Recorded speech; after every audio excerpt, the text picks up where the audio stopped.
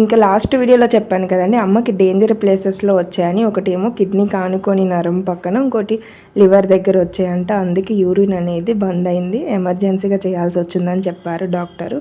ఇంకా సక్సెస్గా అయితే అయ్యింది, ఆ దేవుడి దయ వల్ల. అందుకే ప్రతి ఒక్క అమ్మలకి చెప్తున్నాను, నేను ఎప్పుడు ఇలాంటి బాధ విషయాలు యూట్యూబ్లో షేర్ చేసుకుని, ఏదైనా ఆనందం ఏదైనా షేర్ చేసుకుంటాను.